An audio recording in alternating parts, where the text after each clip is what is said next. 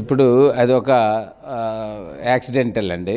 దాన్ని ఎవ్వరూ కూడా ఏమీ ఇచ్చేయగలిగేటువంటిది కాదు. నా వ్యక్తిగతమైనటువంటి అభిప్రాయాన్ని నేను తెలియజేస్తున్నా. ఒక విఐపి హెవీ క్రౌడ్ వచ్చింది, జరగకూడని సంఘటన జరిగింది. జరిగిన దాని మీద కేసులు పెట్టారు. కోర్టు వారికి శిక్షిస్తుంది. చట్టం తన పని తను చేసుకుపోద్ది. ఇది వరకు పర్ఫెక్ట్, దాన్ని ఎవరేం చేయలేరు. ఈ సబ్జెక్ట్ని రేవంత్ రెడ్డి గారు లాంటి వ్యక్తి అసెంబ్లీలో అమూల్యమైనటువంటి సమయాన్ని తీసుకొని అక్కడ ఒక ఏదో భయంకరమైనటువంటి జరగకూడనటువంటిది జరిగింది, ఇతనే వెళ్ళి ఒక పథకం ప్రకారం ఇది జరిగింది, ఇట్లాంటి వాటిని ప్రోత్సహిస్తే రేపు భవిష్యత్తులో ఇంకేమైపోద్ది అన్నట్టుగా ఆయన మాట్లాడడం, దాని మీద ఇచ్చినటువంటి ప్రెస్ నోట్కి పోలీసులు కూడా అంత వివరణ ఇవ్వాల్సిన పనిలే. తప్పు చేసిన వాడిని కోర్టులు శిక్షిస్తాయి. మీరు పక్కాగా ఎఫ్ఐఆర్ పెట్టండి, ఇన్వెస్టిగేషన్ చేయండి, ఆధారాలు పెట్టండి, శిక్ష పడేటట్టు చేయండి. ప్రెస్ల ముందుకు వచ్చి మీరే ఆధారాలను పోగేసుకొని ఒక ఏసీపీ గారు మాట్లాడతారు, ఇష్టం వచ్చినట్టు మాట్లాడుతున్నాడు.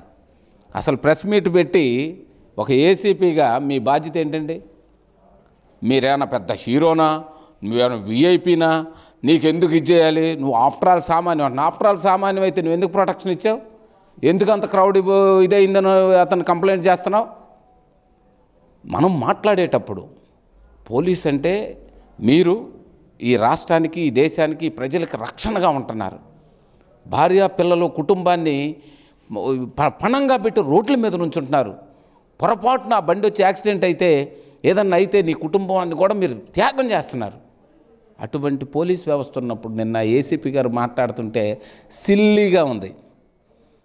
ఇది ఒక చిన్న విషయం, ఏదో జరగకూడని దాన్ని జరిగిన దానికి నష్టపరిహారం ఇవ్వాల్సిందే. అల్లు అర్జున్ గారైనా సరే వాళ్ళకు కూడా ఈ కేసుల విషయంలో లాయర్లు కానీ వాళ్ళు కానీ మీరు వెళ్ళి ఇచ్చేయడం కరెక్ట్ కాదనేటువంటి ఒక విధమైనటువంటి వెళితే ఏమో వెళ్ళకపోతే ఏమో, అతను కూడా ఒక ఫ్యామిలీ అటాచ్మెంట్ ఉన్నటువంటి వ్యక్తి. మొన్న బాలకృష్ణ గారి ఇంటర్వ్యూలో చూసినప్పుడు తన పిల్లలకి, తన ఫ్యామిలీకి, తన కుటుంబానికి అతను ఎంత ఇదిగా ఉంటున్నాడు అనేది దాంట్లో మనకు తేటతెల్లమైంది. అల్లు అర్జున్ లాంటి వ్యక్తి ఒక కుర్రాడైనా సరే పరిపూర్ణంగా ఉన్నాడు. తన పాటికి తను తన సొంత శక్తితో వాళ్ళ తాతగారి ఇదిని నిలబెడుతున్నాడు. ఇది జనరల్గా మనం అతని మీద అభిమానంతో కాదు, అభిమానం లేకుండా కాదు, ఒక కళాకారుడిగా అతను మన రాష్ట్రంలో అది ఏ స్టోరీ అన్నా దీనండి స్టోరీల మీద పడుతున్నారు. గంధపు చెక్కలు, స్మగ్లరు, ఇదేని నీకు ఏ స్టోరీ ఇవాళ ప్రపంచ స్థాయిలో తెలుగు సినిమాని తీసుకెళ్లారు. 1000 కోట్లు 4 రోజుల్లో వసూలు చేసిన సినిమా తెలుగువాడి సినిమాని గర్వపడాలి. కానీ మీకు స్మగ్లర్ సినిమా అయితే ఏమన్నా స్మగ్లర్స్ అవుతారా, లేకపోతే లవ్ స్టోరీలు అయితే లవర్స్ అవుతారా? సినిమాని సినిమాగా చూడండి. మీరు మాట్లాడే ప్రతి మాటలో కూడా అల్లు అర్జున్ మీద కక్ష అనేది ప్రజలు చూస్తున్నారు. అతను ఇప్పుడు ఏం చేయలేకపోయి మౌనంగా ఉంటే ఉండొచ్చు. కోర్టు రేపు శిక్ష వేస్తే ఏసుద్ది. మహాత్మా గాంధీ గారే 11 నెలలు జైల్లో ఉన్నారు. ఇతను ఉండటం పెద్ద లెక్క కాదు, వాళ్ళకి డబ్బులు ఇవ్వడము లెక్క కాదు. ఇచ్చే అవకాశాన్ని కూడా మీరు ఇవ్వకుండా మీరే వెళ్ళట్లేదు అంటున్నారు, మీరే ఇవ్వట్లేదు అంటున్నారు, మీరే మాట్లాడట్లేదు అంటున్నారు. ఎందుకు ఇవ్వరు? వాళ్ళు వేల కోట్లు సంపాదించుకున్నారు. వాళ్ళకి మానవతా దృక్పథం ఉంది, వాళ్ళకి సినిమాలు తీసుకొని భవిష్యత్తులో ఇంకా చేయాలనేటువంటి సంకల్పం ఉంది, తపన ఉంది. వాళ్ళు డిస్టర్బ్ చేసుకుంటారా ఫ్యామిలీని? వాళ్ళు జైలుకి వెళ్ళేసి వాళ్ళ సమయాన్ని వృధా చేసుకుంటారా? ఆ మాత్రం స్పృహ ఉండదా? వ్యక్తిగతంగా మాట్లాడే ప్రతి మాట రికార్డ్ అవుతుంది. కాబట్టి జరగకూడని దేన్ని ఎవరమైనా తీవ్రంగా ఖండించాలి. అతను తన సినిమా సూపర్ సక్సెస్ అయ్యింది. ఆ సక్సెస్ మీట్లో ఆయన వెళ్ళిన సందర్భంలో జరగకూడనటువంటి జరిగింది. ఆ మహాతల్లి ఈ సందర్భంగా ఇదవ్వడం అనేది మేము కూడా ఆ కుటుంబానికి ప్రగాఢమైన సంతాపాన్ని, సానుభూతిని తెలియజేస్తున్నాం. వారి నుంచి వచ్చేటువంటి ఆ రెన్యుమరేషన్ని మీరు అందించండి. మీరు మాట్లాడే ప్రతి ఒక్కరు కూడా వాళ్ళతో ఇచ్చేసి అందేటువంటి అంశాన్ని అందేటట్టు చేయండి అని విన్నవించుకుంటూ, ఒక కళాకారుడిగా నేను ఇంత డ్రామా దీనికి అక్కర్లేదు. తప్పు చేస్తే ఉరిశిక్ష వేయించండి, పకడ్బందీ చట్టాన్ని పెట్టండి, ప్రూఫ్ చేయండి.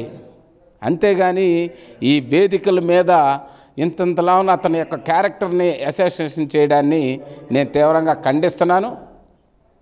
అల్లు అర్జున్ ద్వారా కానీ, మైత్రి మూవీస్ ద్వారా కానీ, సంధ్యా థియేటర్స్ ద్వారా కానీ ఆ కుటుంబానికి నష్టపరిహారం అందించేటట్టు చూడండి తప్ప దీన్ని అడ్డం పెట్టుకొని ఎదిగేటువంటి ఒక గొప్ప నటుడిని దిగజార్చి అతని మైండ్ని డైవర్ట్ చేసి రేపు ఇతని ఇది సినిమాలు వదిలేసి నేను రాజకీయాల్లోకి వెళ్తే నా పవర్ కూడా 2 రోజుల్లో ఇచ్చేయచ్చని అతను అనుకొని మళ్ళీ ఇంకో అతనితో కొత్త పార్టీ పెట్టించి కొత్త ఆలోచనలు రప్పించి మిమ్మల్ని మీ నెత్తిని మీరు భస్మాసుర హస్తాన్ని పెట్టుకోవద్దని తెలంగాణ ప్రభుత్వాన్ని కానీ ఓయూజేఏసీ నుంచి అని చెప్పినటువంటి వాళ్ళని అసలు వాళ్ళు ఎవరండి? నువ్వు సంబంధం లేకుండా అక్కడ థియేటర్లోకి వచ్చి తొక్కిసలాడైనందుకే నువ్వు ఇన్ని కేసులు పెట్టి ఇంత ఇదైపోతే నీ ప్రభుత్వంలో రేవంత్ రెడ్డి గారు అక్కడికి ఎవడో వచ్చి రాళ్ళేసి కుండలు బగలు కొడతా ఉంటే తాట తీయద్దండి. ఎంత ధైర్యం కావాలండి? ఒక విఐపీ అతనే అల్లు అర్జునే కాదు ఇంకొకరింటి మీదకైనా వెళ్ళే ధైర్యం ప్రభుత్వంలో రావచ్చా? కాబట్టి మీరు వెనక ఖండించినా మీరు ఏది చేసినా రేవంత్ రెడ్డి గారి మీద వ్యక్తిగతమైనటువంటి అభిమాని నేను కూడా. ఎందుకంటే అతను మా పార్టీలో ఉండి అతను వాయిస్ వినిపించి ఒక ముఖ్యమంత్రి స్థాయికి వచ్చినటువంటి గొప్ప వ్యక్తి. మీ క్యారెక్టర్ని ఇట్లాంటి చిన్న చిన్న వాటి కోసం మాట్లాడే ప్రతి మాట గమనిస్తూ ఉంటారని నేను ఈ సందర్భంగా తెలియజేస్తూ అల్లు అర్జున్కి ఇటువంటివన్నీ కూడా పోయి అతను బయటికి రావాలి. పోయిన ప్రాణాన్ని ఎవరు తీసుకొచ్చి ఇవ్వలేరు. వారికి నష్టపరిహారాన్ని కూడా ఇప్పుడు ఇస్తే కేసు వాళ్ళు ఇన్ఫ్లుయెన్స్ చేస్తారనే భయంతో ఉన్నట్టున్నారు. ఒకవేళ కాకపోయినా దీన్ని ఇంత రాద్ధాంతం చేయాల్సినటువంటి అవసరం లేదని నా వ్యక్తిగతమైనటువంటి అభిప్రాయాన్ని తెలియజేస్తున్నాను.